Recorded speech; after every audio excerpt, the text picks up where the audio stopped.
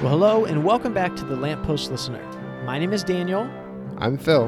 And this is a podcast where we journey chapter by chapter through C.S. Lewis's Chronicles of Narnia. This is our discussion on Disney and Walden Media's Prince Caspian. This is going to be one of our hiatus episodes. So if you haven't heard from us in a while, we're back. Or if you're just listening in the future and you just stopped, 5 seconds ago. That's what's weird about doing a podcast, right? Is that, there's a lot of people who listen when this comes out, and then there'll be a ton of people who find it, after. And so all of the talk of, hiatuses and seasons is relatively meaningless for many of our listeners in the future. Right. I do like saying that we're in the middle of season 3 or that we've wrapped up yet another season. It's kind of fun. Well, yeah, I do. I enjoy that, especially just I like approaching the show as this as content that we're creating, and putting it into that also just helps us. This is getting really meta before we've actually started the episode, so I'm going to stop here. But this is exciting. We're finally going to cover the Prince Caspian movie, a movie that we've had quite a few people ask us to cover because I think this is a pretty interesting one within the Narnia community because the first movie is pretty beloved across the board. Lion, the Witch, and the Wardrobe. Everybody likes it. It's a well-made movie. Then you have Don Treader, which, there are people who like it, but I think the general opinion is that it's not very good. And then you have this movie, which is right in the middle. And there are some people who think this is the best of the three. There's some people who think it's a step down from the first one. And so I think there's a lot to discuss here for us because it's kind of smack dab in the middle of this really loved movie and this like kind of universally not loved. I don't want to say despised, but it's not enjoyed to the same extent. And so here we are with Caspian, Phil. I've got a couple of things I want to talk about before we jump into the actual movie. Okay? Okay. Stuff like when it was released, what it made at the box office. Yes, you're looking at yes, great. I'm glad you have the notes. So, yeah, I do want to talk about this, not just because, I want to remind people or anything like that, but I think there's a really interesting discussion to be had here. So, Caspian comes out on May 16th, 2008. This is about 2.5 years after the release of The Lion, the Witch, and the Wardrobe, which had a December 2005 release, okay? And the reason I think this is something we should talk about is it's after Caspian comes out and it's lukewarm reception that Disney drops the property and it goes off to Fox, which eventually, is what ends the trilogy, right? This is kind of when the downfall of this trilogy begins from a financial standpoint, right? And so I want to run some numbers by you, Phil, okay? So when Wardrobe opened in 2005, December of 2005, it had a box office opening weekend was $65 million. It overall domestically was almost $300 million, and then internationally $745 million. So it was a quarter of a way from being a $1 billion movie, which is a big deal. Yeah, that was a lot of money back then. Exactly. It was a big financial success, and so obviously they moved into Prince Caspian. Now, let me read you some of the numbers for Prince Caspian, because here's where things get a little interesting. So opening weekend for Caspian, $55 million. Okay, so $10 million less than the first movie, but not, a huge drop, $10 million. But then here's the overall totals, okay? The overall totals, domestically, 141, and then internationally, 419. Yeah, almost half. Yeah, and so you have an opening weekend that is not too much lower, but then nobody showed up after that. Yeah. And so I had always kind of wondered why it was that I've heard people say, oh, it didn't do as well, but it wasn't until I looked at these numbers and saw that, a lot of people came out for the opening weekend, a lot of the diehards, the big fans of the movie, and then, it made more than a third of its entire domestic gross in that opening weekend, which is not good for a franchise. No. Yeah, usually the sequel makes more, wouldn't you say? Yeah, exactly. Not only that, if you're making, obviously your biggest weekend is going to be your opening weekend when you look at a box office, but if your domestic is not, your full domestic gross is not that much higher than your opening, like I said, if it's only like 60% higher total, you're not having a lot of people come back and see the movie a second time. You're not having positive word of mouth. And so I can see why Disney, I wish they hadn't, but I can see why Disney looked at these numbers and said, we're moving on. I wonder how much the recession during that time had to do with all this, because that would explain both the lack of sales, but also the fact that Disney passed on movie 3. That is a really good point, Phil. Because I had actually also pulled up some of the other big summer blockbusters for that, for that year. And I don't know if there's anything that's really hurting Caspian here. It opened a week before Indiana Jones and the Kingdom of the Crystal Skull and a week or two after Iron Man 2, but it's not like it was, Those are two of your favorites. No. But although I will say it did have a heavy competition that summer against Sisterhood of the Traveling Pants number 2. So that might have been what did it. Maybe that's the what we summer have. of sequels. Yeah. I think it just was that there wasn't this is my opinion, and so I'd love to hear others' opinions on this. It just seems like there wasn't a huge audience who was, clamoring for a sequel to Wardrobe, which is sad because obviously I'll get into my thoughts on the movie. It's a good movie. It's a really good movie. Yeah. And people just didn't show up to see it. So I know that people continued to see fantasy movies after the kind of early 2000s and like up until the 2010s. And I know that there's a lot of stuff on TV and like Game of Thrones, all that.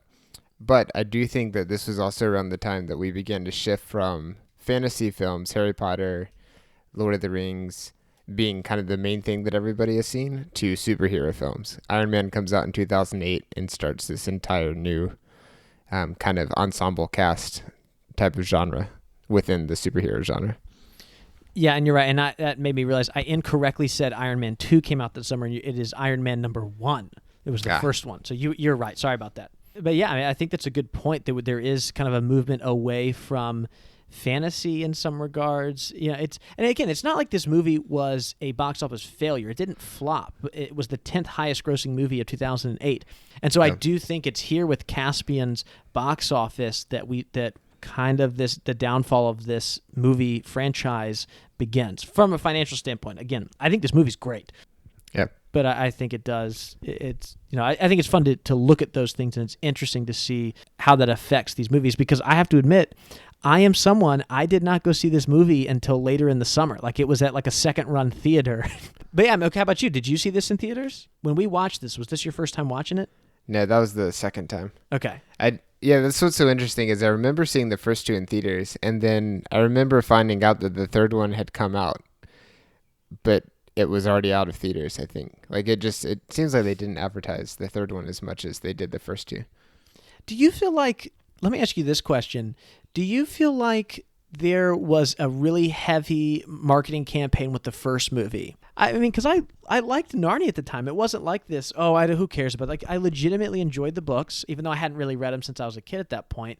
But I liked the first movie, and I was really into movies at the time. I mean, this was the same summer that Dark Knight came out. I went to like the midnight release for that, and I saw it like 1 billion times in theaters.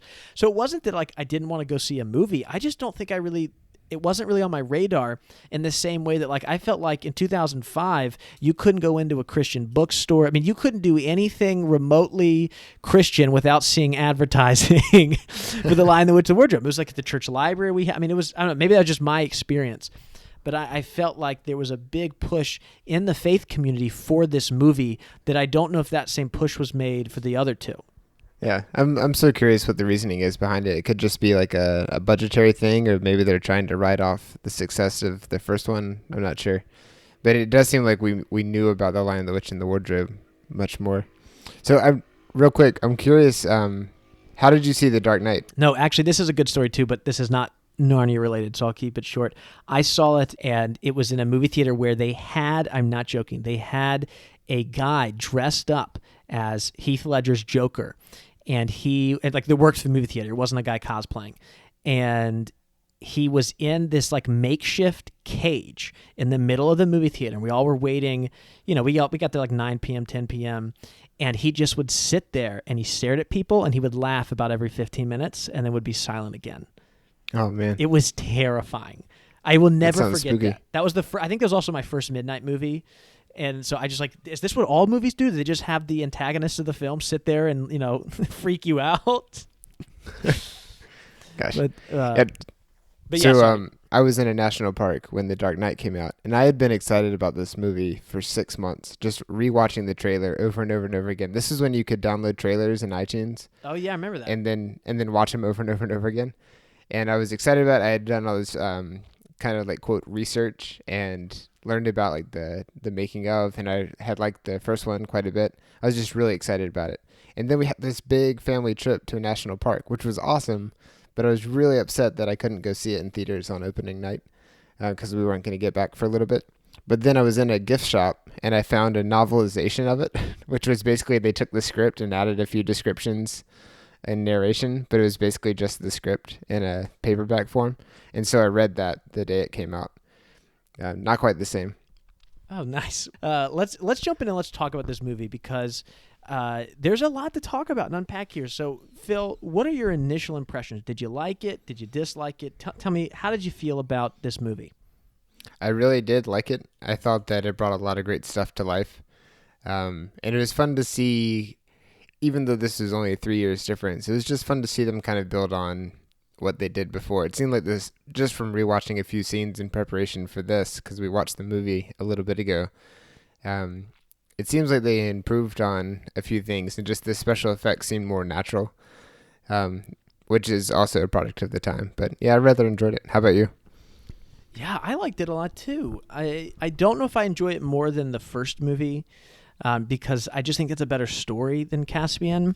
But it's well done. I think the acting has improved from the first one. I think the special effects have improved. I think it's the best looking of the Narnia movies. There's so much to enjoy here, and I think we'll get to this in a minute. I think some of the changes that they made to this book are for the better. I mean, we already covered this book, obviously, and I don't dislike the book. It's a good book, but of the Narnia books, it's near the bottom for me of all the Narnia books. And so I think some of the issues I have with the book are they actually kind of improve upon them here in the movie. And so I enjoy it. It's a good movie. It's not just a good Narnia movie. Like, it's legitimately just a good movie that's really fun to watch. Yeah. Well, what were the things that you specifically liked? There's so many things I want to start with, but I'll start near the beginning of the film, which the opening is magnificent, with starting in Narnia and the birth of Miraz's son and just the whole fleeing the castle. It is epic. It has so much drama and tension in it, and I think it is the right way to start the story. And as a movie, I'm not saying C.S. Lewis did it wrong at all, but I think in a movie, we start with a bang, and it's a breakneck speed for a lot of the first part of the movie. And so since we're talking about the beginning of the movie, I also just want to mention something I really enjoyed, which was that the Pevensies, as they return to Narnia and pretty quickly find out that they're at Cair Paravel, there's this sense of loss that all four of them kind of carry. And we don't see this as much in the book, but in the movie, they really focused on the fact that, it's been over 1,000 years. And I think there's even a line that one of the kids says, like, wait, all of our friends are dead. I don't think they say it like exactly like that, but there's the realization of, like, everybody from the first book, or the first movie in this case, like, they're not here. And that's like, It's really jarring. And so I think it really plays that up in the movie. And, obviously they're trying to be more dramatic, but I think it really works. I think I feel like you feel that kind of like, what is it like for a bunch of children to realize who maybe haven't experienced, I mean, they're obviously living in a very difficult time during World War II, but to kind of experience like, oh wait, all of these friends that we had are gone. I mean, they lived a lifetime there. It's not like, oh, these people we met this one weekend. It's like, no, these lifelong friends, they're not here. Yeah. What about you? What were some other things that you enjoyed? Well, building off of that a little bit, I think that the individual actors did a great job, especially the four children. They continued their role, and they did a great job of acting as kids who had gone through this incredible experience and then been away from it for a while, and then they get to come back. And even in the way that Edmund's, how do you say his name? The actor for Edmund? I think it's Skandar Keynes, although I feel like one of the great things I bring to this show is that I mispronounce everything. So I don't think you're right to ask me how to pronounce his name. Yeah, I thought he did an especially good job. Just the way he like the sword fighting, it kind of shows that he has all the muscle memory, even though he's still a kid. And like when we ended the last movie, he was much older right before they came back to our world. Little details like that go a long way, and I think that was well done.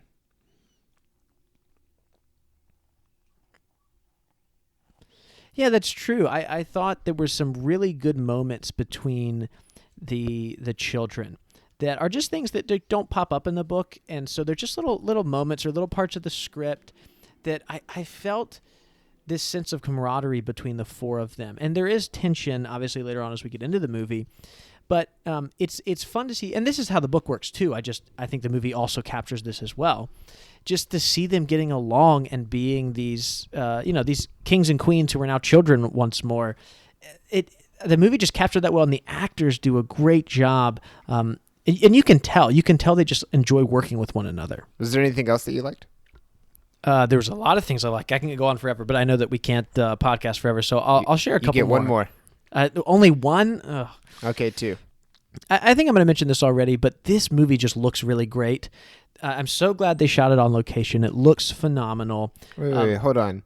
I give you two more things that you like, and you repeat one that you've already said. Okay, fine. Then I'll just say that doesn't count. Then. Fine. But yes, I do think the movie looks really good. So do I get one more or you get one more, but you can't repeat something you said before. Okay. The other ththing that I really enjoyed is the kind of political maneuvering of Miraz, Glazelle, and Caspian.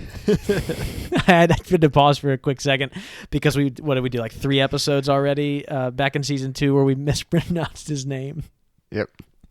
Just as an aside, how many emails do you think that we get? What percentage of them is someone telling me how to pronounce something correctly? It's at least 20%. Oh, you think 70%? I was going to say 20. I'm just messing with you. No. There is, I do appreciate it. It doesn't hurt my feelings at all, but because people are nice about it. No one's like, oh, you're so dumb, you don't have to say stuff. I just mispronounce stuff all the time. It's kind of fun. It's all made up stuff anyway. Well, no, some of it's like, the first one we ever got and read on the show was the wolf one. Remember that? Did I say it right that time? Dude, I'm so glad that someone else was the one to tell you that. How many are there? Just because you have the personality where people are going to think that they've been saying it wrong because you're so confident in how you say it. It's like, nope, it's definitely wolf. Yeah, it's hard. I feel like you can pull that stuff off better when you're not on a podcast where it's like a permanent record. I'd be like, oh, no, I think I said it the right way. I think you just misheard me. It doesn't work though when my voice is recorded. So yep. Well, okay, so Phil, I just want to say this about these 3 characters. Obviously, this occurs in the book, this kind of maneuvering that they do behind the scenes to try to get rid of Miraz. The movie does it really well, and it kind of it puts a little bit more pressure on Miraz, and we see more scenes of this occurring. And I'll get into this more when we talk about the nonlinear or the switch from nonlinear to a linear narrative. But I felt like I just knew these characters better here in the movie than I did in the book. They're not really introduced until about 2/3 of the way into the book. And so it's really interesting, but I feel like I don't know who these guys are. At the movie, we get them pretty early on in the film. And because of that, I'm more invested in the story that's occurring between these 3 characters. And I think their betrayal of Miraz at the end of the movie makes more sense when we have seen what they've been up to this whole time, as opposed to, they're introduced, I don't remember when they're introduced, maybe like chapter 12 or 13. And then it's like, in chapter 14, they turn on Miraz. Like, oh, okay, cool. But I just met them, Exactly. So this is a great example. We'll probably talk about this when we discuss the Don Treader movie, but this is a great example of they rearranged some stuff, they added some stuff, but it didn't mess up the story itself. They just enhanced it for the big screen. All right, so those are my things, Phil, but why don't you add one more thing that you liked that really stood out to you? The top thing for me, in addition to what we just brought up, is how they did the costumes. Everyone looks like they fit in Narnia. And even the way they changed, like the Telmarine's armor and make it look a little bit different than the armor that they may have had in Narnia before. And even the way It doesn't look super updated because, 1,000 years have passed, but just everyone looks like they fit really well. And it's been fun to see. That's a good point, and it makes me really excited to watch that episode of Prop Culture over on Disney+. I don't know if they cover Prince Caspian in it, but still, just in general, the costumes are really well done in these movies. So, and if listeners don't know, Prop Culture is this new show on Disney+, that I think they did an episode on the Chronicles of Narnia. I'm not sure if it was on Caspian or just wardrobe, but they brought like the actors and stuff back in. So Phil and I are actually going to be watching that and doing that over on the Dancing Lawn. But I'm excited to see some of those costumes because they've kept so many of them even, 10 years after the movie came out. Yes, I'm looking forward to that as well. All right, Phil, well, let's go ahead and transition into some things that we are not fans of. What's something that bothered you about the movie? Well, let's go ahead and just put it out there. The Caspian-Susan dynamic. I thought it was just at the end. I rewatched a few scenes just before we started recording, and they're hinting at it at the very beginning of the movie when they first meet each other. And I don't think that belongs. Yeah, that's a good point. We discussed this when we covered the book and this maybe actually I think that I should just say I said this because I don't know if you shared the same opinion, but I felt like in the book Susan really doesn't have much to do, and I think that transitions over into this movie. I mean, let's think about all of these characters, right? So Peter, his character arc is about becoming a leader and working with Caspian and not viewing leadership just as I'm in charge. Leadership is more than that. Edmund's arc is like finding his identity after all he was pretty much the bad guy in the last movie who betrays his family, and he has this arc of redemption, because obviously he doesn't redeem himself in wardrobe, it's Aslan that does. So that's kind of part of his arc here. And then Lucy has this arc of faith, right? So it's about her, not being afraid to stand up to her siblings when she knows that she's right about something and that she's having faith in seeing Aslan. Susan's arc is like what? She likes Caspian? That's the only...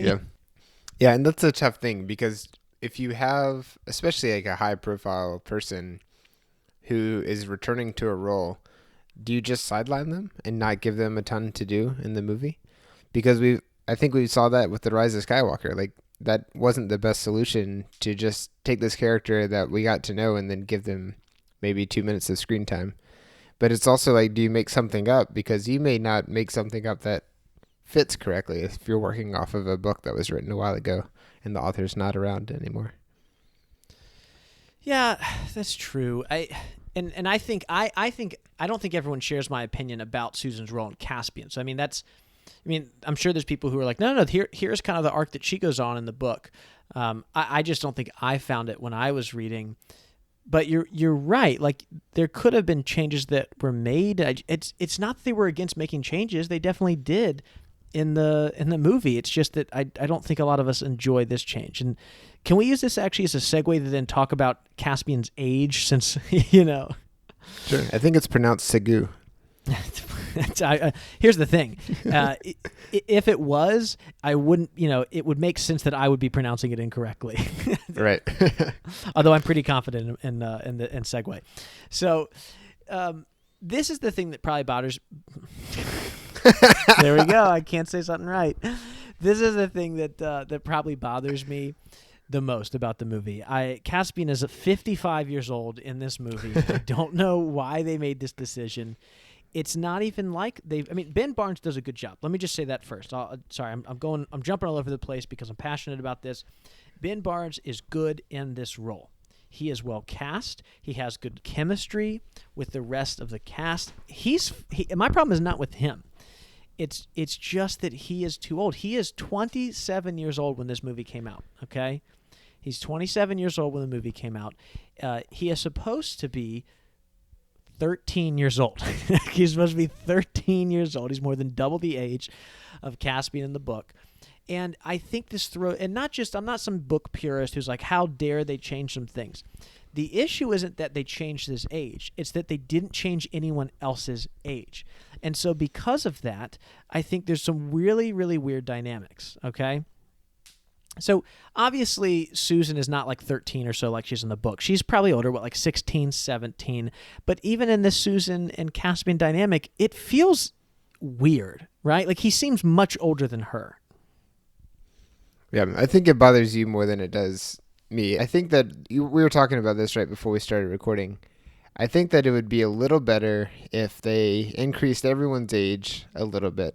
Like, take any movie that has a, quote, teenage person in it, but it's played by someone who's 22. What do they do with all the other characters? They just kind of bump the actors' ages up a little bit, too. So, like, Spider-Man's a great example. Tobey Maguire is definitely too old to be Spider-Man, but it kind of worked because everyone else in the high school looked a little bit on the older side. Yeah, you're right. So everybody's in their mid to late 20s, so it doesn't take you out of it as much.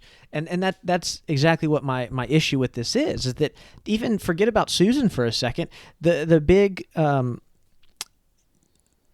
one of the big conflicts in this film is between Peter and Caspian over this role of leadership. Well, even when you look at them, not even talking about book ages, William Moseley, who plays Peter, is clearly younger than Ben Barnes. And it just feels weird. It's like if a 28-year-old high school teacher was like having a rivalry with like a senior student. It's like this. It's a kid. What are you doing? Like, and so I think some of that. Although I really do like the dynamic between the two of them, and 10 minutes in, I just stop worrying about the age. But I do just think, in general, just cast somebody who's younger. Because it felt weird to have Caspian. It doesn't come off as him, going through this character arc. In some ways, it just comes off to me as him being like a little baby about some of the things. He's like, oh, I don't want Peter to do this. And it's like, well, just, tell him what to do. He's a kid and you're an adult. Yeah. So this brings something to mind. I think it is amazing that they were able to cast Harry Potter the way they did. I remember reading about that in, do you remember Disney Magazine at all? Sounds like a magazine about Disney, but no, I have no idea what it is. Yeah. It was right next to Nickelodeon Magazine in your doctor's office. I just remember going through and kind of reading when they had just cast Harry Potter and the movie was just about to come out and they displayed everyone's age. And I remember calculating, I was like, okay, if they make a movie every year, or every 2 years, like how old is everyone going to be by the time the movies come out? And I also remember thinking, I bet that they're kind of putting some pressure on J.K. Rowling to get her to finish the book so they can go ahead and make the movie so that they can get everybody out before they become too old. It's a little bit different because those books were kind of written in a way where the ages work. But I think this would be really difficult to cast if you didn't do something special, like kind of a Lord of the Rings thing where you film a bunch of stuff at once. Because the kids don't age and the books are pretty spread out, and you don't want to have two movies come out the same year about the same thing. Yeah, that's true. It'll be interesting to see what Netflix does if they decide to go in chronological order, because then you're kind of splitting those up, and between wardrobe at 2 and then Caspian at 4, there might be. I mean, who knows how often they'll release them? But let's say it's one a year, one season or one movie a year. Then you are having a lot of growth occur during that time, so it'll just be interesting. I can't wait to see what Netflix decides to do. Maybe they could do like an Arrested Development season 4 type thing and film each character individually and then just piece it together. That's a terrible idea. I agree. Yeah, it was a terrible idea for Arrested Development too. And so I don't need to talk about Caspian's age anymore. I don't want people to think it like ruins the movie for me. It doesn't, but it does just bother me that they cast somebody who wasn't the same age as the rest of the cast. And that's the biggest thing, is that you don't want it to take you out of the story. A lot of things can work as long as they don't take you out of the story. And a lot of the things that we really appreciated were things that kept us in the story. The cinematography, just the way they did the wardrobe. And I mean the clothing they wore, not the wardrobe itself. Which I understand. You got to be careful with this content. I just think that that's the end of the goal. At the end of the day, that's the goal. You want to keep people in the story. Yeah, that's true. All right, Phil, anything else that you did not like about this movie? Well, how did you feel about the score? I don't know. It's this great podcasting. I'm just like, it's fine. I love the music in the first movie. I thought it was wonderful. I love some of the themes that we get to see. I love kind of the main motif for Narnia. I've listened to this score a couple of times. I'm not like by any means some kind of like aficionado when it comes to musical scores. None of the new themes for this movie stand out. It's almost hard for me to recognize them if I'm not like actually sitting and listening to it with the intent of like, let me try to hear some new themes here. And so it's not bad. A lot of the themes that return from the first movie are great, and I love them. Inside the movie, they work really well too. There's the one scene where Trumpkin, has been taken by the two Telmarines, and as they're on the water, our four Pevensies come up. And as they do it, the big musical score hits, and it's powerful and it's really wonderful, and I love that. I just don't know if this score added anything that the last one didn't have. Yeah. And so it's not bad. It's there. I think Don Treader, I think that when they switch over to David Arnold as the composer of Don Treader, I think there's some new themes that I really enjoyed there. But yeah, this one's it's fine. I just don't know what makes it stand out from the other ones. Yeah, I think that the theme in Narnia in general is great, but it just seems to be used so much, and maybe it's because that's the only one I recognize. But it seemed pretty similar to the first one, and maybe that's okay. It's just something that I thought about. What about improvements? Is there anything that you think this movie did better than the book? I'm actually going to defer to you on this one. I want to hear your thoughts here first, as someone who recently read the book for the first time in the past year. What do you think? I think that the way they did the pacing, considering you have to take a book that takes maybe 6 or 7 hours to read and condense it into a around 2-hour film, I think they did a really good job of rearranging stuff and just dropping us right in on the action. So we see the king's son being born. We learn a little bit, and then just the transition into Narnia. There's a quick conversation, and then suddenly they're in Narnia. And the pace just doesn't let up, but it's also not rushed. And I think they did a really good job there. And I'm not saying that's better than the book. I'm just saying it's better for the film than a direct copy of the book would be. I think that's a good point, and I agree with you. I think, in general, changing the entire way they approached the non-linear narrative of the book and just scrapping that and saying, no, we're just going to do it pretty much chronologically, I think was a very, very good decision.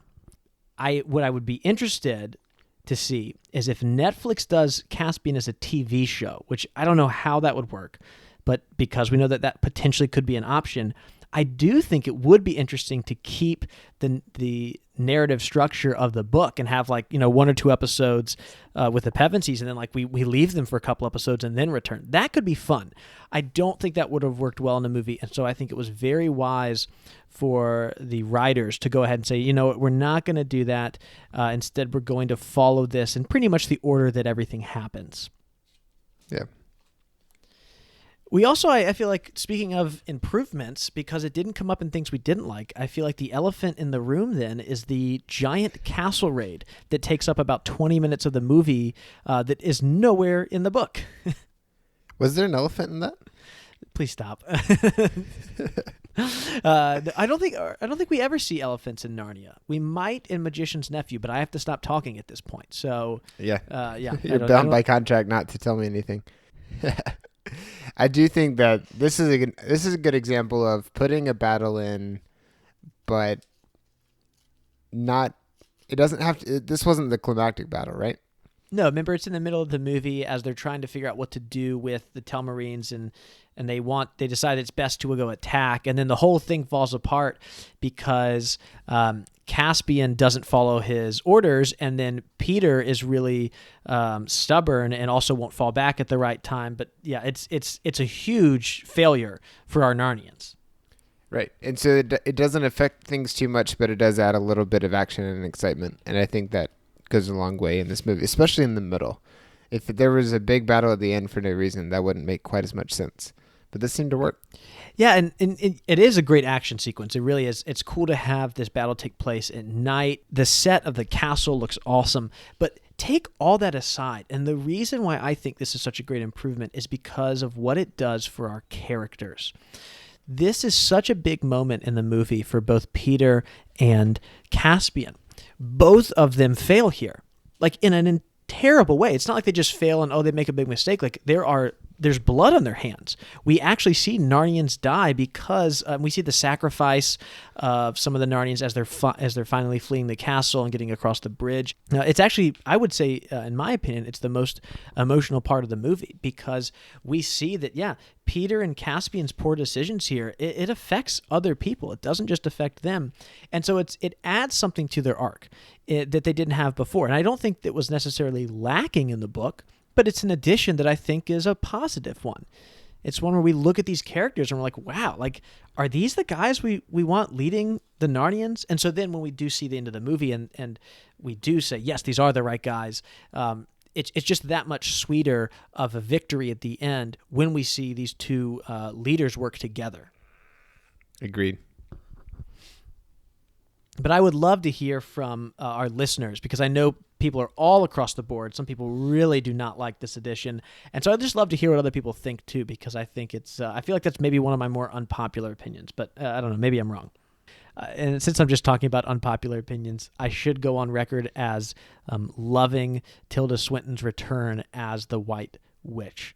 Obviously, that does not happen in the book. I know a lot of people really don't like that she comes back. I think her addition in this movie works because it's a powerful moment for Edmund and his arc over the past two films. So I like it. And Tilda Swinton's a big name. You want her back, because she's probably the most famous actress in the whole thing.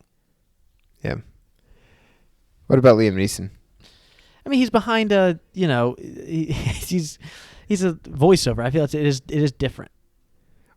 You wouldn't say he's the main lead. Are you spelling Maine Mane? How could you tell? That was pretty good. I must be pronouncing it right. Yeah, you're pronouncing it right, exactly.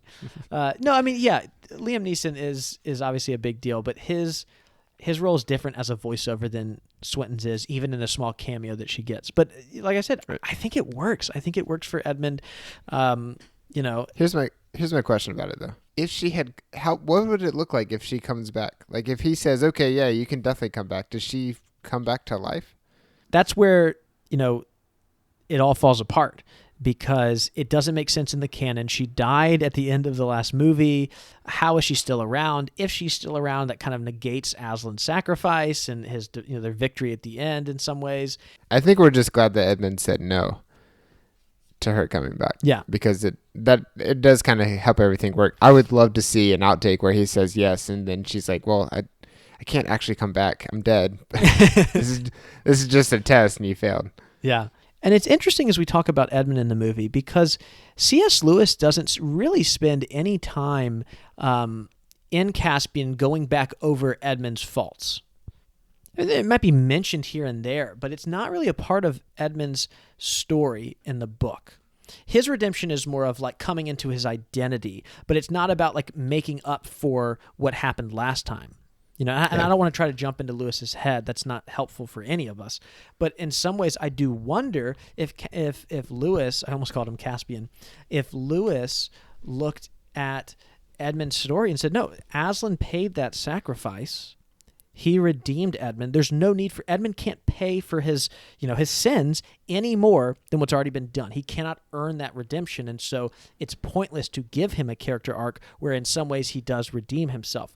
The movie doesn't really take that approach, and I still don't. I like what the movie does with Edmund, but there is a big focus on kind of making up for what he did wrong in the last movie. Yeah. All right, so Phil, we have a really fun section we're going to end with, but before we jump into some casting stuff, do you have any final thoughts on the movie? Overall, I think that it was a success. I really liked it, and it is unfortunate that they're not making any more like this, but I do think that there are a lot of lessons to be learned from all three films, and I hope they apply them in the Netflix series. Yeah, I agree. I think overall, I enjoy this movie a lot. I think it's well done. And I think it is disappointing that so many people, myself included, did not show up when it first came out. But it's good. It's a fun movie. All right, so listeners, I said that we were done with talking about Caspian's Age, but we're not quite done. Because just like we did back in Lion, the Witch, and the Wardrobe, we are going to recast one role in this movie. And so, obviously, I had to go with Caspian. Not because Ben Barnes does a bad job, just the age thing. And so Phil and I have both found actors who were born between 88 and 92 who would kind of fit into the same age group as William Moseley, who plays Peter. And so, Phil, I would love to hear who you have chosen to cast as Caspian in 2008. Okay, top choice, Nicholas Hoult. That is my pick, so this is not going to be fun. Wow. We did not plan that. We did not plan it, no. Tell me why, because he is the right pick. Yes, why did you choose Nicholas Hoult? I just feel like he has the acting chops, and he has the right look, and he's the right age, and everything kind of seems to line up that he would be a good Caspian. I think he fits into so many roles so well. He's done very different things. And so I just think he would be able to add a lot of complexity to the character that is appropriate for the character, of kind of wavering between these different types of leadership that he wants to take, but then also being firm at the end of the movie as he is established as the new King of Narnia. And I think he would have been wonderful as well in Dawn Treader as King Caspian. But yeah, I agree with you. I think that was the choice that I picked too.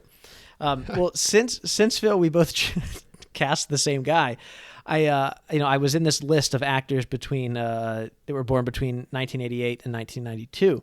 And I think we should go through a list of what could have been, okay, if they had gone for someone this same age, because some other actors jumped off the page to me, okay? Can I guess one of your choices? You can try. Taylor Lautner. I'm not sure who that is. He's one of the guys in Twilight. So not Robert Pattinson. Right, the other guy. The other guy. No, yeah. Are you saying this would be a good choice, or this is just a choice? I'm saying it's one of your choices. It's not. No, he is not on this list because I didn't know who he was. So most of the ones that I picked were people who were in kind of young adult fiction books turned into movies. Like Josh Hutcherson, who is the other lead in the Hunger Games movies. I have seen the first one. I'm wondering if this list is just like we're kind of looking at people who were popular and that are at the right age, and those are going to be people who were in like kind of books turned into movies. Well, no, see, I think I'm kind of confident in some of these other choices here, okay? Let me sell you on some, and then the other ones are like, they're great actors, just not right for this role, okay?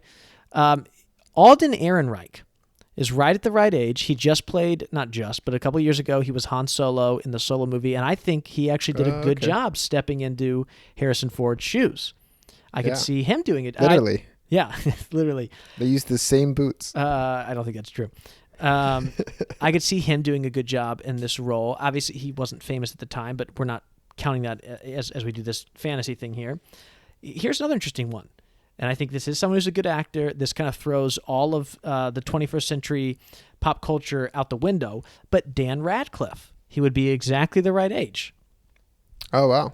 And I've seen him in enough non-Harry Potter stuff at this point that I think he can kind of be a chameleon sometimes. I think that, him playing Harry Potter does not fit into that persona, does not work for Caspian at all. But in Swiss Army Man and some of the other stuff he's done, I think he could do it. I think he could be a good Caspian. Now, I have a question for you. Do you find it distracting to see super famous actors in certain movies? Does that pull you out of the story? Not really. Oh, I guess it's just me, but I love how Star Wars has taken people that I'm not as familiar with, and then they get turned into stars. But whenever there's someone famous, like it has the potential to pull you out of the story. That's true. I think that's a good point against them too. Well, let me give you some more names here real quick. Here are the other Prince Caspians we could have had. I'm not saying that these are good choices for this role, although I think most of them are good actors. All right, we could have had Michael Cera as Prince Caspian. What about Jesse Eisenberg? Oh, the guy from Social Network? Yeah. Is he the right age? Is he in that 4-year? I would imagine. Oh, you're just guessing at this point. That doesn't count. Oh, wow. 1983. So mine's more of a Walden Media choice. Yeah. Also, in this same age bracket, we could have had Jake Lloyd post Phantom Menace, go ahead and be our Prince Caspian. So you're really just picking people based on people who were famous when they were kids and then they got old enough to play this role. Well, some of them weren't famous. Like Alden Ehrenreich wasn't famous at the time and stuff. I mostly just, look, my issue was the age. So I just was like, just find me somebody that looks the right age. They don't even have to be British, and we can throw them in there. Now you're thinking like a producer. Here you go. The other one, I already said Michael Cera, so yeah. I really do want to live there. I want to go visit the alternate universe where Michael Cera is Prince Caspian, and that's his big break. All right, Phil. Well, any more actors we need to throw out there, or do you think it's time to move into our listener feedback section? Let's do some listener feedback. All right. Well, before we get to our voicemail for today, I did just want to give a shout out to an email that we got from Helmi all the way from Finland. And Phil, take a look at this. She painted a watercolor painting of you and I. This is one of my favorite things ever. This is amazing. It is so great. She did such a great job. I love this. This is really, really cool. So Helmi, thank you for that. Did you ever think we would get fan art? I feel like I just checked something off my bucket list I didn't even know was there. Yeah, I did not think it was going to happen. That is so cool. Although I do want to tell you this really short thing from Helmi's email. Let me read you something, Phil. She said, "It's a funny thing. I had never seen your guys' face and had always imagined Phil to be somewhat bald and Daniel to have a scruffy beard and a full head of hair." She said she scrolled down to our Facebook page one time and saw the picture that we'd posted with Douglas Gresham, and she was shocked. She still can't quite connect our faces to our voices, and she keeps seeing her versions of our faces whenever she listens to the podcast, which I need to go back for a second, because the implication here is that she thought you were going to be bald and I would have a full head of hair, and yet she's saying I don't have a full head of hair. I thought that was pretty funny. That's awesome. Like, I do sound bald. but that is so true, Helmi, that you listen to podcasts and then you see the pictures of people after, same thing with like radio, and you're like, that's not what you are. No, you don't look like that. You just go back to like your original versions of those people. So it's why it's so hard to take a beloved book and then put it on the big screen, because everyone has a picture in their head of what a character should look like. And if you pick the wrong person, doesn't quite work. What a great way to segue us back to this discussion of the movie. I love that, Phil. Yeah. Which we're not trying to do. Yeah, we're trying to get to this email. No, it's a good connection though. I think you're onto something. So let's go ahead and get to our voicemail for today. It is from Esther from Virginia Beach.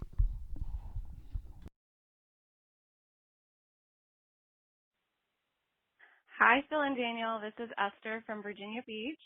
I just wanted to ask if either of you have made a connection between Chapter 10 of The Lion, the Witch, and the Wardrobe and Chapter 14 in The Voyage of the Dawn Treader, both of which I have open in front of me. What I thought was interesting is that Ramandu daily receives a fireberry from the valleys of the sun. On the other hand, Lucy has a healing cordial that contains juice derived from fire flowers that grow on the mountains of the sun. Considering both have the same place of origin, granted valleys and mountains respectively, I was wondering if you thought about the mechanistic properties of the healing cordial. Does it, similar to the fireberries, just roll back time in restoring the affected area? Considering that Ramandu is consuming one on a daily basis, it's interesting to see that he is reversing the aging process. I'm wondering if the same thing happens when someone takes a drop of Lucy's healing cordial. They're not necessarily just healed, but the skin or affected area is restored backwards. Anyway, that was one thing that I was curious to hear what your thoughts are on. And then secondly, the conversation between Eustace and Ramandu in the same chapter, where Eustace says that a star is a flaming ball of gas, and to which Ramandu responds, that is what a star is made of, but you don't know what it truly is. I was thinking about we as human beings, how in the secular world we're viewed as just a collection of atoms that are here one day and gone the next. However, we as Christians hopefully believe that we are made in God's image. So again, another parallel of knowing who in whose image we are made, not just the matter of which we are composed. I hope this was insightful for you both and that you have a blessed Well, I think day. those are Please both stay really safe. good God points, bless. especially about the cordial. Bye. That is such a cool take on that and a wonderful connection. I don't know if Lewis had that in mind, but I think that his world works in a way where a little bit is left to our imagination, and that connection totally makes sense. How it would have like this restorative property, and whether that's reversing time or reversing the effects of time, it seems to happen in both cases, both when the star is reversing his age and when Lucy heals people. I agree. I thought this was such an interesting thing, and I really appreciated Esther reaching out to us and sharing it with us because I had not thought of this before either. And then not long after she did that, we got another listener, Holly Lawson, who reached out to us, and Holly shared some of the text from obviously both Narnia, but then Paul Ford's companion to Narnia, which we've pulled from a couple of times on the show. And this is what Holly wrote. She said, "I couldn't believe this connection. Lucy's cordial originates from Aslan's country. It makes perfect sense. What a neat little piece of Aslan's country that can be found all the way back in the first book. It foreshadows," this was interesting, listen to this, Phil. "It foreshadows Aslan's country as a place of delight and healing. What a beautiful connecting thread Lewis has weaved through his books." Wow. So both Esther and Holly, I love that both of y'all reached out to us about this, because one of the frustrating things I feel like some people say about Narnia is that, Lewis just was throwing stuff together. It didn't make any, and there's no real connection between the 7 books. And the more we read these books, I just don't find that to be true. Yes, obviously Lewis did pull from many different mythologies. That part's true. But the idea that he kind of just wrote each book completely outside of the context of the other 6, we're not seeing that when we read these books. And so Holly and Esther, thank you both so much for sharing this with us. I love both that we got an illustration and a voicemail. And I feel like we're winning. Yeah. We threw in an illustration, a voicemail, and an email all in one. Right. Sorry, is it a painting? Sorry, Phil, you're the art guy. I should say painting, right? That's the appropriate term. Well, I feel like it's both, but I just feel like illustration that's the term I would prefer. Oh, okay. I mean, you have a degree in illustration. You would know, man. Yeah. But they renamed that too. Wait, what is it called now? Technically, it's communication arts. That's made up. What is that even? Exactly. All right. Well, this is such a fun way to end the episode with these discoveries by Esther and Holly. So thank you both. And thank you, Helmi, for sending us the watercolor as well. It's really, really fantastic. And so thank you to our listeners. We really appreciate when y'all reach out. It really makes the show special. Well, I'll go ahead and wrap us up here. This episode is made possible by our patrons over at patreon.com. If you'd like to support the show, you too can listen to a bonus episode each month, along with other rewards. Special thanks goes to Elias Dean, Madeline Heising, Hannah Anderson, John Marr, and Emily Margaret for supporting us at the Care Paravel level. You can follow us into Narnia on our Twitter or Facebook pages, and if you have any feedback, please email us at thenarniapodcast@gmail.com or leave us a voicemail at 406-646-6733. We'd also appreciate a review on Apple Podcasts. This helps other people find the show. Thank you for coming along on this journey, and we will be back next time with the movie adaptation of The Voyage of the Dawn Treader.